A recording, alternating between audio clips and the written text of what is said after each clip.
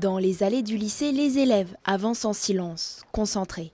Papier en main, ils scrutent minutieusement feuilles, fleurs et branches. Leur objectif, reconnaître jusqu'à 40 végétaux en moins de 1h15. Ce concours, il est important déjà au niveau national, voilà, pour mettre en avant un métier qui n'est peut-être pas suffisamment mis en avant, justement parce qu'on a du mal à caractériser des fois le métier de paysagiste. On peut très vite le restreindre à simplement entretenir un espace vert, alors que le métier de paysagiste c'est très large.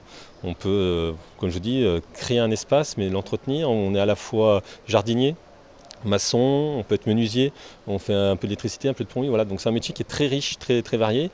Et là, la notion d'utiliser le végétal qui est au cœur du métier, elle est très importante parce que ça reste la base du métier. Deux filières sont concernées, horticulture le matin, paysage l'après-midi. Et une nouveauté cette année, une partie du parcours s'effectue en extérieur, en situation réelle.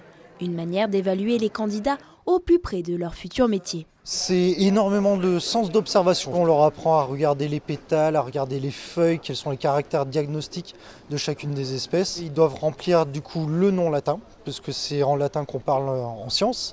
Et ils auront des questions relatives à 14 des plantes sur lesquelles ils passent. Des questions qui vont porter sur la forme de l'arbre, sur dans quel milieu de vie il va pousser, etc. Concentration maximale du côté des candidats qui sont près de 90 à s'être présentés. Certains ont révisé plus de 300 espèces, mais face à la pression du chrono, pas toujours simple de s'y retrouver. Je qualifierais ça de médiocre, pour être honnête. La majorité des végétaux, j'ai pas su dire... j'ai révisé une mauvaise idée, j'ai pas révisé la bonne liste et puis je me suis pris trop en retard, donc forcément c'était pas correct. Je pense que ça va pas être fameux. Ouais, c'était compliqué. Parfois on n'arrive pas à se rappeler tout le temps des trucs et tout, ça se mélange. Il y en a que je vois beaucoup en magasin pendant mes périodes de stage. Donc c'est relativement facile quand je les perçois tous les jours. Et sinon, des fois à la couleur, des fois à la forme de la feuille.